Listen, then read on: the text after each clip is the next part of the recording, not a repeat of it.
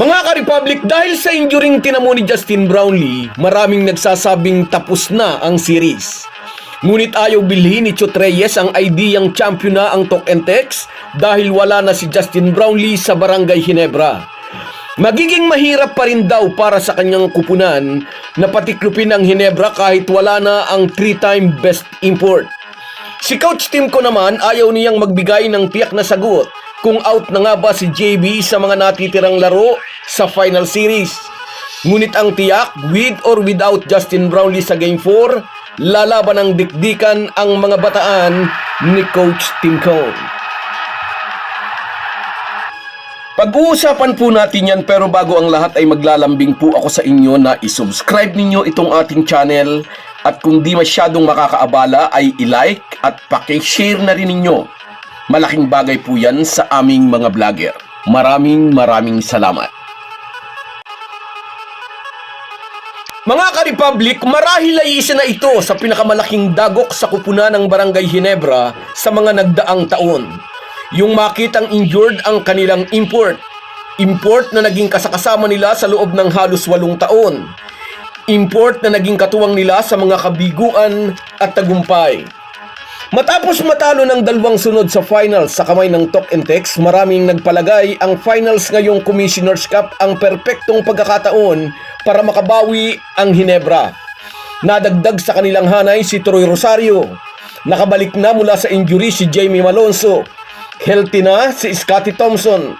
Maganda ang nilalaro ni Japit Aguilar at nakahanap din sila ng mahusay na point guard sa katauhan ni RJ Abarrientos. Plus, ang walang kupas na resident import nila na si Justin Brownlee. Sa semifinals, ipinakita ng Ginebra squad angat sila ng malaki kontra sa Batang Pierre. Isang panalo lang ang ibinigay nila sa Northport sa best of 7 semifinal series para umakyat sa finals. And going into the finals, pati mga sports writer ay nagbigay ng prediksyon na this time ay mangingibabaw ang Ginebra laban sa Talk and Text. Kahit nakuha ng TNT ang Game 1, bumalik sila sa Game 2 at kinuha ang panalo. March 19, Game 3 sa Mall of Asia Arena, palitan lang ng score sa simula, ngunit kontrolado ng Ginebra ang laban.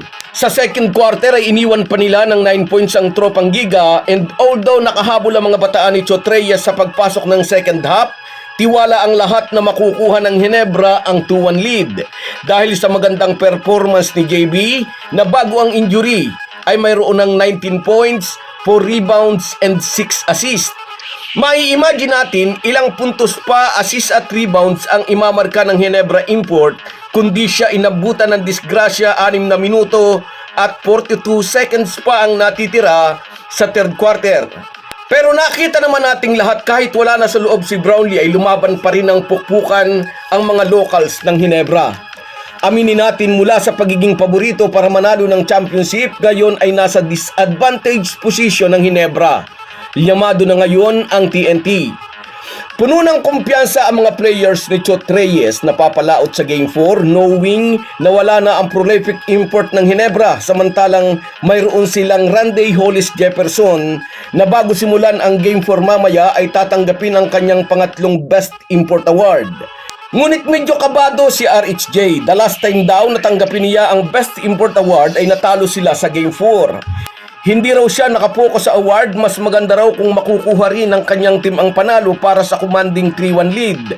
Lalo na't darating daw ang mother niya Friday morning para mapanood siya for the first time playing abroad.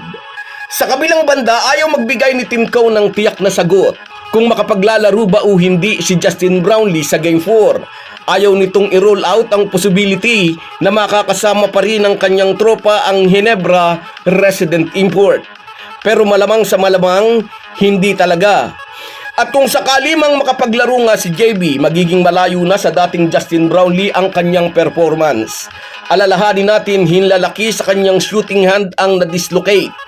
Isang malakas na hampas lang sa kanyang kanang kamay, tiyak na ihindahin ito ni Brownlee. Ewan din natin, pero sa aking palagay, hindi siya maglalaro mamaya sa Game 4. Ngunit mapanganib na kupunan pa rin ang Ginebra kahit wala si JB. Sinabi ito ni Chot Reyes. Sa line-up daw na mayroon ng Gene Kings, malakas na team pa rin ito kahit walang import. Nakita naman ng lahat na hirapan ang Talk and Text na maisalba ang Game 3 kahit halos buong second half na walang import ang Ginebra.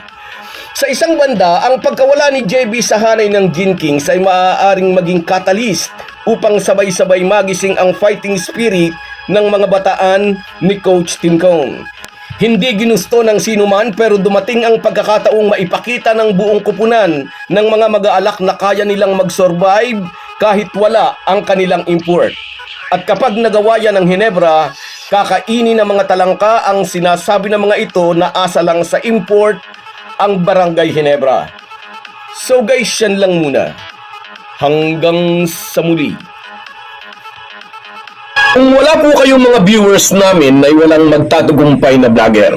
Kaya salamat po sa inyong panunood. Shout out sa iyo, Rubin Dulor mula dyan sa Buwan. Sana nga makalaro, sana nga hindi malubha ang injury.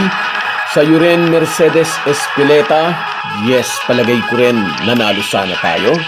Sa iyo rin, Concepcion Molina. Shout out sa iyo, idol. Salamat sa suporta. At sa iyo rin, Enrico de Guzman mula naman dyan sa Belgium. Shout out sa iyo, idol. Sa iyo rin, shout out Sherwin Isidro. Ipagdasal natin, ipag-pray natin. Totoo yan. At sa iyo rin, Jerry Cruz. Shout out sa iyo. Sana nga, kung mayroon. At sa iyo rin, Zacarias Malinaw. May kakayahan talaga. Sana madali pa rin. George Tolentino, yes, walang imposible kay God. Totoo yan. Pray tayo. At sa iyo rin, Joseph Cahigas, kailangan daw may kapalit, sabi niya. At sa iyo rin, Borlagatan Donald, mula naman dyan sa Singapore. Shout out sa iyo. Salamat sa inyong lahat. Kahit gaano po tayo kabisi, ay huwag po nating kalimutan ang ating buhay espiritual. Lagi po tayong magpasalamat sa bawat araw na dagdag sa ating buhay. Malaki po ang maitutulong ng pananalangin araw-araw. Isang paalala po mula sa inyong Halo Halo Sports Republic.